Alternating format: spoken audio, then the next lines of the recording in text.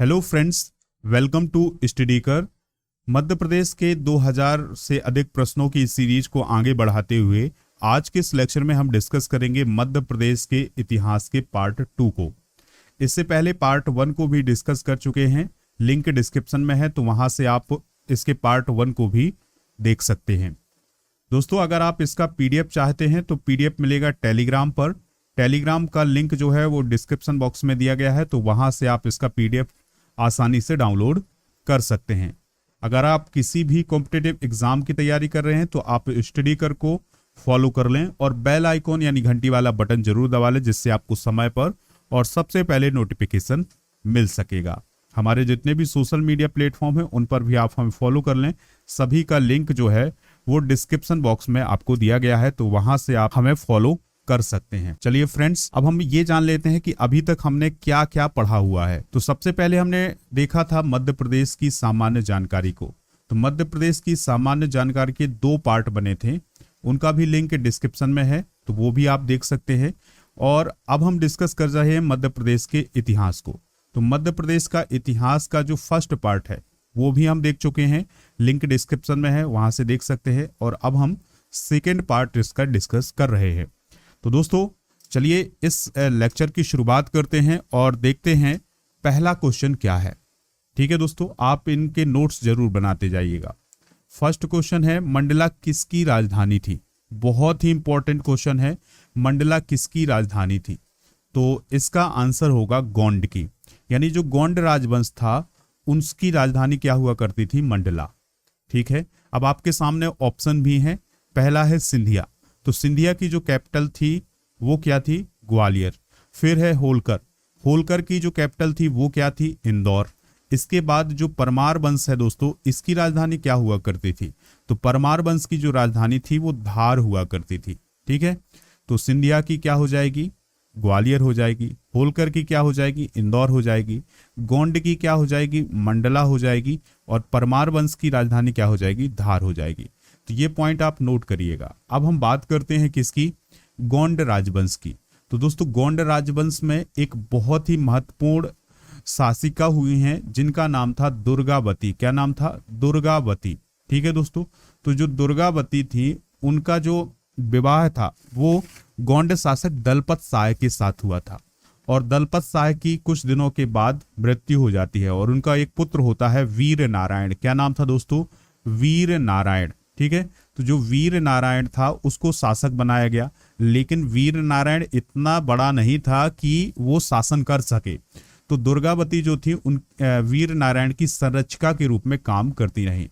इनका मुकाबला होता है दोस्तों अकबर की सेना से और उनसे युद्ध करते हुए वो वीर गति को प्राप्त हो जाती हैं। अगर हम दुर्गावती जी की बात करें तो यह कालिंजर के राजा कीर्ति सिंह चंदेल की पुत्री थी। ठीक है, चलिए फ्रेंड्स, नेक्स्ट क्वेश्चन डिस्कस करते हैं, ध्यान से सुनिएगा। मध्य प्रदेश में अवंती किसे कहा जाता था? बहुत ही इंपॉर्टेंट क्वेश्चन है। ऑप्शन है विदिशा, उज्जैन, इंदौर या धार को। तो अवंती किसे कहा जाता था? तो अवंती कहा जाता था उज्जैन को। चलिए फ्रेंड्स, अब थोड़ा सा आप इसके इतिहास को देखते हैं। तो दोस्तों, 6वीं शताब्दी ईसा पूर्व में पूरे भारत में 16 महाजनपद होते थे। कितने महाजनपद होते थे?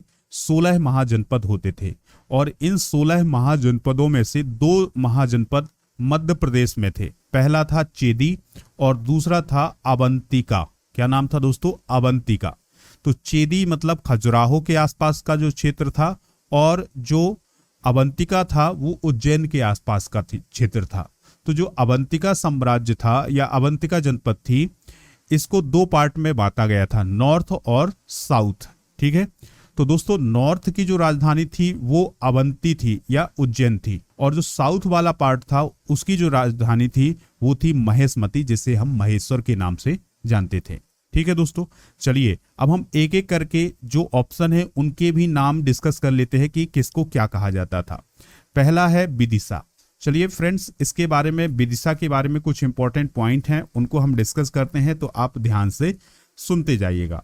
विदिशा की अगर हम बात करें दोस्तों, तो इसको अनेक ग्रंथों में अलग अलग नाम दिए गए हैं। जैसे अगर हम पाली ग्रंथ की बात करें तो पाली ग्रंथ में इसे बेस नगर कहा गया है। क्या कहा गया है? बेस नगर। ठीक है, ये पॉइंट जो है वो आप नोट करते जाइएगा। और फिर इसके बाद जो जैन ग्रंथ हैं उसमें इस विदिशा को भद्दिलपुर कहा गया है। जो मध्य युग था इसमें इसे भेलसा कहा गया है। क्या कहा गया है दोस्तों? भेलसा। और जब अंग्रेजों का समय था तब भी इसे भेलसा ही कहा जाता था।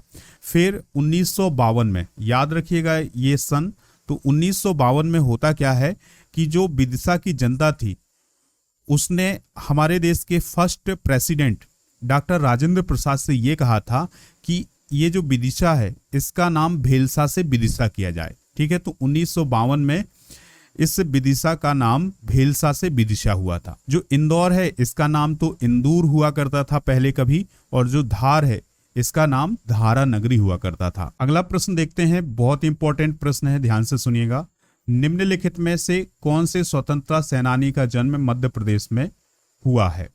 तो बहुत इंपॉर्टेंट क्वेश्चन है, इसमें आप स्टार जरूर लगाइएगा। चलिए हम इसको विस्तार से समझेंगे। पहला नाम है टांट्या भील और दूसरा है चंद्रशेखर आजाद। तो दोस्तों जो टांट्या भील हैं और जो चंद्रशेखर आजाद हैं, इन दोनों का जन्म जो है वो मध्य प्रदेश में हुआ है। तो ऑप्शन नंबर सी जो हो जाएगा वो हमारा राइट आंसर हो जाएगा। ठीक है, चलिए अब हम एक एक करके देखते हैं। सबसे पहले बात करते हैं टांट्या भील की। तो दोस्तों टांट्या भील को निमाड़ का गौरव कहा जाता है। क्या कहा जाता है? निमाड़ का गौरव कहा जाता है। और इनका जो जन्म है वो 1842 में हुआ था। ठीक है, कहाँ हुआ था दोस्तों? खंडवा में हुआ था। इन्हें रॉबिन हुड के नाम से भी जाना जाता था क्योंकि इन्होंने अंग्रेजों को नाक में दम कर रखा था। तो दोस्तों रॉबिन हुड की कहानी हम थोड़ा सा समझ लेते हैं। देखिए, अमेरिका की एक पत्रिका है जिसका नाम है न्यूयॉर्क टाइम। क्या नाम है दोस्तों? New York time. तो उसमें 10 नवंबर 1889 को एक खबर छपती है जिसमें टांट्या भील की गिरफ्तारी के बारे में बताया जाता है, और उसी खबर के दौरान इन्हें रॉबिन हुड कहा जाता है। ठीक है दोस्तों, इसके बाद उन्हें 10 अक्टूबर 1889 को इन्हें फांसी की सजा दे दी जाती है। अब हम बात करते हैं दोस्तों चंद्रशेखर आजाद की। तो चंद्रशेखर आजाद की बात करें तो 23 जुलाई, ये डेट याद रखिएगा, 23 जुलाई 1906 को चंद्रशेखर आजाद का जन्म हुआ था। कहाँ हुआ था? अलीराजपुर डिस्ट्रिक्ट में। और अलीराजपुर डिस्ट्रिक्ट का जो भाबरा नामक गांव है वहां पर इनका जन्म हुआ था। 27 फरवरी, याद रखना है ये डेट भी, 27 फरवरी 1931 को हुआ क्या था कि अंग्रेजों और जो चंद्रशेखर आजाद थे इन दोनों के बीच मुठभेड़ होती है और चंद्रशेखर आजाद जो हैं वो शहीद हो जाते हैं। लेकिन शहीद कहाँ होते हैं? इलाहाबाद में। कहाँ होते हैं दोस्तों? इलाहाबाद में।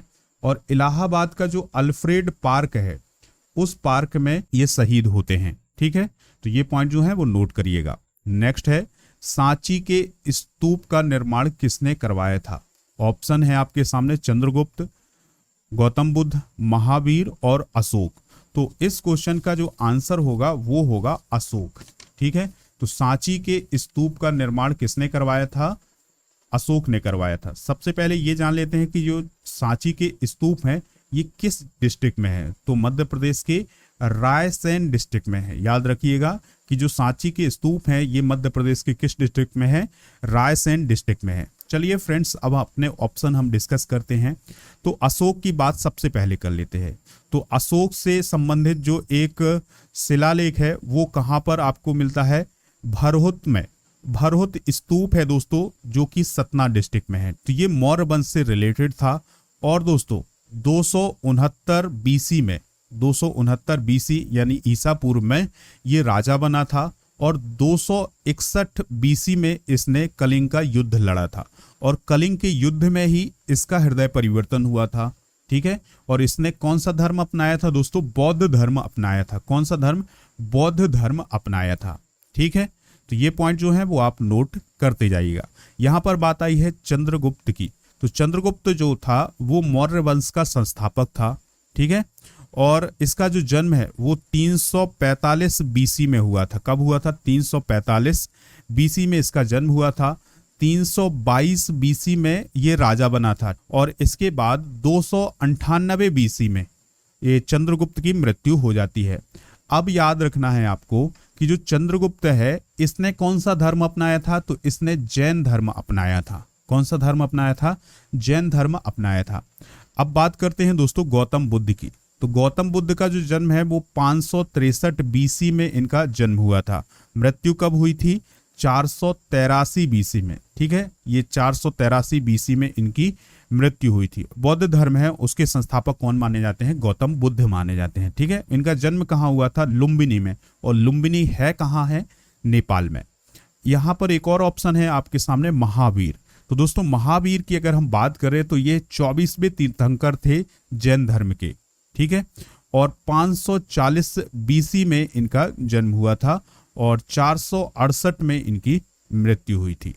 ठीक है, तो ये पॉइंट जो है वो आप नोट कर लीजिएगा, ये इंपॉर्टेंट पॉइंट है आपके एग्जाम के लिए। नेक्स्ट क्वेश्चन है दोस्तों, 1942 में भारत छोड़ो आंदोलन की शुरुआत मध्य प्रदेश के किस जिले से हुई थी? तो बहुत ही इंपॉर्टेंट क्वेश्चन होगा। तो 1942 में जो भारत छोड़ो आंदोलन था, जो गांधी जी ने स्टार्ट किया था, तो उसकी शुरुआत मध्य प्रदेश के किस जिले से हुई थी? तो इसका आंसर होगा विदिशा से हुई थी। और विदिशा उस समय ग्वालियर रियासत के अंतर्गत आता था। नीमच भी ऑप्शन है, तो नीमच की अगर हम बात करें तो नीमच में 3 जून 1857, ये डेट याद रखिएगा, 3 जून 1857 को जो 1857 की क्रांति थी, जिसे हम प्रथम स्वतंत्रता संग्राम बोलते हैं, उसकी शुरुआत हुई थी। तो नीमच से किसकी शुरुआत हुई थी? 1857 की क्रांति की शुरुआत हुई थी। और विदिशा से 1942 का जो भारत छोड़ो आंदोलन था उसकी शुरुआत हुई थी। नेक्स्ट क्वेश्चन देखते हैं। नेक्स्ट है, सिंधिया वंश की स्थापना किसने की थी? तो जो सिंधिया वंश की स्थापना है वो किसने की थी? रनोजी सिंधिया ने। किसने की थी दोस्तों? रनोजी सिंधिया ने सिंधिया वंश की स्थापना की थी। फिर है दौलत राव सिंधिया।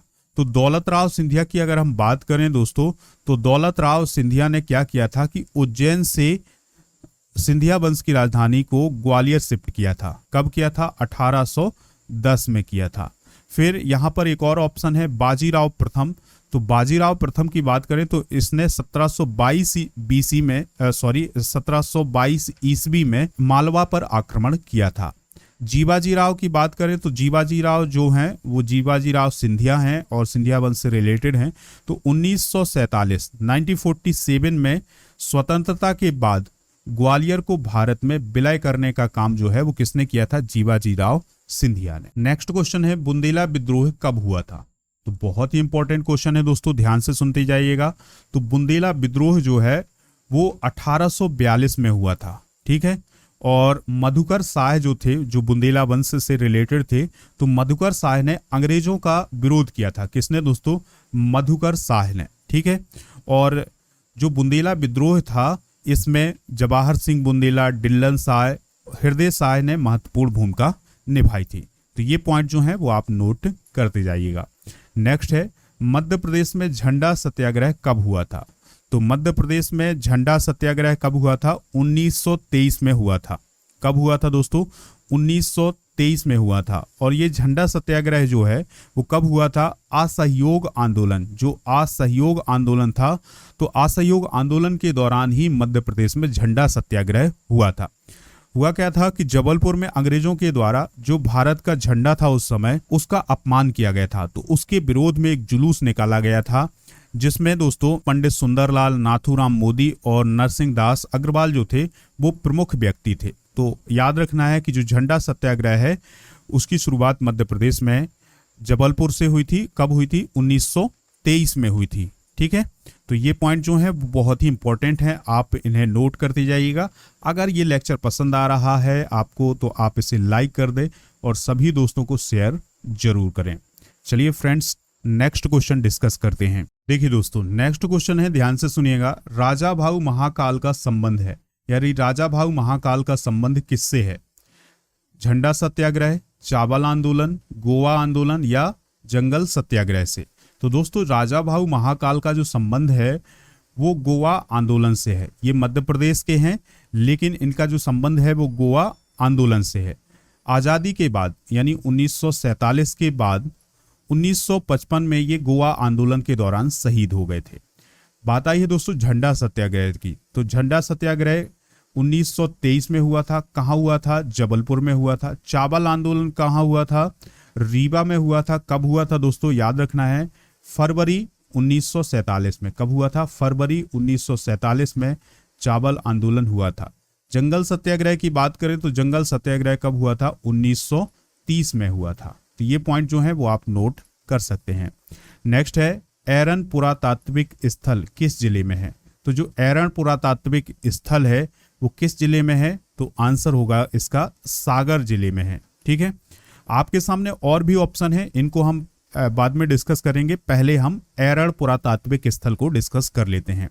तो दोस्तों 1960-61 के दौरान, यानी 1960 में और 1961 के दौरान हुआ क्या था कि जो सागर यूनिवर्सिटी थी उसके एक प्रोफेसर थे जिनका नाम था कृष्णदत्त बाजपेयी। तो उन्होंने ही एरन पुरातात्विक स्थल की खुदाई करवाई थी। याद रखना है कि एरन पुरातात्विक स्थल की खुदाई किसने करवाई थी? कृष्णदत्त बाजपेयी ने। और यहाँ पर ताम्र पाषाण कालीन अवशेष मिले हैं और औजार भी मिले हैं। और सबसे इंपॉर्टेंट पॉइंट ये होगा दोस्तों कि जो एरन पुरातात्विक स्थल है यहाँ पर सती प्रथा का पहला अभिलेख मिला हुआ है। ठीक है, तो सती प्रथा का पहला अभिलेख कहां पर मिला हुआ है? एरन में, जो कि कहां है? सागर में है। फिर बात करते हैं दोस्तों विदिशा की। तो विदिशा में जो वेशनगर है वहां पर होलियोडोरस स्तंभ है। क्या है दोस्तों? होलियोडोरस स्तंभ है। मंदसौर की बात करें तो यहाँ पर राजपूत शासकों के अभिलेख मिले हैं। त्रिपुरा की बात करें तो दोस्तों त्रिपुरी जो थी वो कलचुरी राजाओं की राजधानी थी। नेक्स्ट क्वेश्चन है सरयू प्रसाद सिंह का संबंध है। तो सरयू प्रसाद सिंह का संबंध किससे है? विजय राघवगढ़ से, अमझेरा से, ग्वालियर से या दमोह से? तो जो सरयू प्रसाद सिंह है इनका रिलेशन है दोस्तों विजय राघवगढ़ से। और विजय राघवगढ़ जो है वो कटनी डिस्ट्रिक्ट में है। कहां पर है दोस्तों? कटनी डिस्ट्रिक्ट में है। और 17 साल की आयु में सरयू प्रसाद सिंह जो हैं वो 1857 की क्रांति में कूद गए थे। यानी इन्होंने 1857 की क्रांति में हिस्सा लिया। फिर इसके बाद 1865 में, याद रखिएगा ये डेट, 1865 में सरयू प्रसाद सिंह को काला पानी की सजा सुनाई गई थी। ठीक है, यानी रंगून भेजने की तैयारी हो रही थी, लेकिन उन्होंने रंगून जाने से मना कर दिया और इन्होंने स्वयं अपनी हत्या कर ली थी। यानी खुद कटारी मार करके इन्होंने अपनी खुद की हत्या कर ली थी। तो सरयू प्रसाद सिंह को याद रखिएगा कि ये विजय राघवगढ़ से रिलेटेड हैं। ठीक है, चलिए फ्रेंड्स नेक्स्ट क्वेश्चन देखते हैं, इंपॉर्टेंट है। कमाल मौला मस्जिद और लाट की मस्जिद कहाँ पर स्थित है? तो जो कमाल मौला मस्जिद है और जो लाट की मस्जिद है ये कहाँ पर है स्थित? धार में स्थित है। भोपाल में कौन सी मस्जिद है दोस्तों? याद रखना है आपको, ताज उल मस्जिद। कौन सी मस्जिद दोस्तों? ताज उल मस्जिद।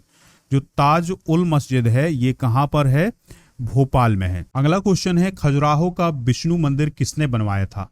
तो जो खजुराहो का विष्णु मंदिर है उसका निर्माण किसने करवाया था? यशोवर्मन ने करवाया था। किसने करवाया था दोस्तों? यशोवर्मन ने करवाया था। यशोवर्मन की अगर हम बात करें तो यह हर्षवर्धन का पुत्र था। हर्ष का पुत्र था कौन? यशोवर्मन। इसे दोस्तों लक्ष्मण वर्मन के नाम से भी जाना जाता था। ठीक है, तो इस यशोवर्मन ने खजुराहो में विष्णु मंदिर का निर्माण करवाया था। खजुराहो की बात करें तो यह मध्य प्रदेश के छतरपुर डिस्ट्रिक्ट में है। और दोस्तों यहाँ पर 85 मंदिर हुआ करते थे, लेकिन अभी वर्तमान में केवल 25 मंदिर ही ऐसे बचे हैं जो थोड़ा सा उनमें आप उनकी आकृति को देख सकते हैं, उनको एक्सप्लोर कर सकते हैं। ठीक है, बाकी जो मंदिर हैं वो नष्ट हो चुके हैं। और इन मंदिरों में सबसे बड़ा जो मंदिर है वो है कंदरिया महादेव का मंदिर। कौन सा मंदिर दोस्तों? कंदरिया महादेव का मंदिर। यहां पर बात आई है दोस्तों उपेंद्र राज की। किसकी? उपेंद्र राज की। तो 9वीं शताब्दी में उत्तरी मालवा क्षेत्र में परवार वंश की स्थापना किसने की थी? उपेंद्र राज ने। अशोक की बात करें तो ये मौर्य साम्राज्य से रिलेटेड था। ठीक है, यानी मौर्य शासक था। और देवपाल भी नाम आया है यहाँ पर। तो दोस्तों देवपाल जो था वो एक प्रतिहार शासक था। कौन था? प्रतिहार शासक। ठीक है, तो ये सभी पॉइंट जो हैं वो आप नोट करते जाइएगा। नेक्स्ट है कौन सा राजा द्रुपद संगीत का संरक्षक था? यानी कि वह कौन सा राजा था जिसने द्रुपद संगीत का संरक्षण किया गया था? तो उस राजा का नाम था मानसिंह तोमर। ठीक है दोस्तों, मानसिंह तोमर की अगर हम बात करें दोस्तों तो इसने 15वीं शताब्दी में गुजरी महल का निर्माण करवाया था। 15वीं शताब्दी में कौन सा महल बनवाया था? गुजरी महल। ठीक है, और ये किसके लिए बनवाया था? इसने मृगनयनी के लिए बनवाया था। इसके बाद हुआ क्या कि 2008 में, याद रखना है दोस्तों, 2008 में जो मध्य प्रदेश की गवर्नमेंट है उसने एक विश्वविद्यालय की स्थापना की और उस विश्वविद्यालय का नाम क्या रखा था? मान सिंह तोमर संगीत विश्वविद्यालय, और जो कि कहाँ है? ग्वालियर में है। ठीक है, तो ये पॉइंट जो है वो आप नोट करते जाइएगा। एक और नाम आया है दोस्तों राजा भोज का। तो जो राजा भोज था वो परमार वंश का था और इसने धार को राजधानी बनाया था परमार वंश की। नेक्स्ट क्वेश्चन है, शेख रमजान ने कहां से 1857 की विद्रोह का नेतृत्व किया था? बहुत ही इंपॉर्टेंट क्वेश्चन है दोस्तों, स्टार कर लीजिएगा। तो शेख रमजान ने कहां से 1857 का जो विद्रोह था उसका नेतृत्व किया था? तो इस क्वेश्चन का आंसर होगा सागर, यानी शेख रमजान का जो रिलेशन था वो सागर से था। अब यहां पर आपके सामने ऑप्शन है गढ़ा मंडला, राघवगढ़ और रायपुर। चलिए हम देख लेते हैं कि 1857 की क्रांति में इन स्थानों से किसने विद्रोह का नेतृत्व किया था? तो सागर से किसने? शेख रमजान ने। गढ़ा मंडला की बात करें दोस्तों तो यहां से जो 1857 का जो विद्रोह था उसका नेतृत्व किया था शंकर शाह ने। ठीक है, जो कि गोंड वंश के शासक थे, राजा थे। और फिर है राघवगढ़। राघवगढ़ से किसने किया था? राजा ठाकुर प्रसाद ने। किसने दोस्तों? राजा ठाकुर प्रसाद। ये नाम जो है वो याद रखिएगा, राजा ठाकुर प्रसाद ने राघवगढ़ से 1857 के विद्रोह का नेतृत्व किया था। रायपुर से किसने किया था? नारायण सिंह ने। किसने दोस्तों? नारायण सिंह ने रायपुर से 1857 का जो विद्रोह है उसका नेतृत्व किया था। अगला प्रश्न है, होशंग शाह ने किस सदी में मांडू में स्वतंत्र राज्य की स्थापना की थी? ये भी इंपॉर्टेंट क्वेश्चन है। तो इसका आंसर होगा 14वीं शताब्दी में। 14वीं शताब्दी में होशंग शाह ने मांडू में एक स्वतंत्र राज्य की स्थापना की थी। ठीक है दोस्तों, और मांडू को इसने अपनी राजधानी भी बनाया था। नेक्स्ट क्वेश्चन है, मध्य प्रदेश में नर्मदा नदी के तट पर मांधाता नगरी किसने बसाई थी? तो मांधाता नगरी किसने बसाई थी दोस्तों? तो उसका नाम था मुचुकंद। क्या नाम था? मुचुकंद। मुचुकंद की बात करें तो यह नागराज का पुत्र था। किसका पुत्र था दोस्तों? नागराज का पुत्र। ये पॉइंट भी आपसे एग्जाम में कई बार पूछ लिए जाते हैं। तो जो मुचुकंद था ये नागराज का पुत्र था और नर्मदा का भाई था। किसका भाई था? नर्मदा का भाई था। ठीक है, कौन दोस्तों? मुचुकंद। और इसने ही मांधाता नगरी की स्थापना की थी और इसने महेशमती यानी महेश्वर में एक दुर्ग का निर्माण भी करवाया था। ठीक है दोस्तों, तो ये पॉइंट जो है वो आप नोट करते जाइएगा। नेक्स्ट क्वेश्चन है, कौन सी पुस्तक राजा भोज के द्वारा नहीं लिखी गई है? तो वह कौन सी पुस्तक है जिसको राजा भोज ने नहीं लिखा है? तो दोस्तों इसका आंसर होगा श्रीपाल चरित। श्रीपाल चरित को राजा भोज ने नहीं लिखा है। बाकी समा रांगण सूत्र, सिद्धांत संग्रह और सरस्वती कंठ भरण जो है, ये तीनों पुस्तकें जो हैं वो किसके द्वारा लिखी गई हैं? राजा भोज के द्वारा लिखी गई हैं। राजा भोज की अगर हम बात करें तो इनका संबंध किस राजवंश से था? तो इनका संबंध परमार राजवंश से था। किस राजवंश से था दोस्तों? परमार राजवंश से था। नेक्स्ट क्वेश्चन है, बिंदुसार की मृत्यु के समय अशोक किस प्रांत का गवर्नर था? बहुत ही इंपॉर्टेंट क्वेश्चन है, एग्जाम में पूछा गया क्वेश्चन है। तो बिंदुसार की मृत्यु के समय अशोक किस प्रांत का गवर्नर था? तो इसका आंसर है उज्जैन का। और उज्जैन को हम क्या कहते थे उस समय? अवंती कहते थे। क्या बोलते थे दोस्तों? अवंती। अभी हमने शुरुआत में एक क्वेश्चन में डिस्कस किया है कि उज्जैन को क्या कहा जाता था? अवंती कहा जाता था। नेक्स्ट है और लास्ट क्वेश्चन होगा दोस्तों, ध्यान से सुनिएगा, गरुड़ किस वंश का राजकीय चिन्ह था? तो इसका आंसर होगा दोस्तों गुप्त वंश का। गुप्त वंश का जो राजकीय चिन्ह था वो क्या था? गरुड़ था। ठीक है, तो दोस्तों एरण में इस वंश से संबंधित सिक्के मिले थे, यानी गुप्त वंश से संबंधित सिक्के मिले थे और इन सिक्कों पर ही सिंह और गरुड़ के चित्र पाए गए थे। तो इससे पता चला कि जो गरुड़ है वो गुप्त वंश का राजकीय चिन्ह था।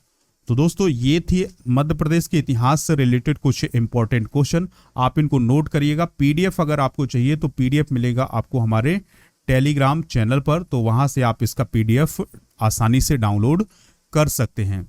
और दोस्तों अगर आपको ये लेक्चर पसंद आया है तो आप इसे लाइक कर दें, इसके अलावा शेयर जरूर करें और आप इसका स्कोर बताइएगा कि आपका स्कोर कितना रहा। कमेंट बॉक्स में आप अपना स्कोर जरूर बताएं। इसको शेयर करना बिल्कुल ना भूलें जिससे आप स्टडी कर को सपोर्ट कर सकें। मिलते हैं नेक्स्ट लेक्चर में। जय हिंद, वंदे मातरम।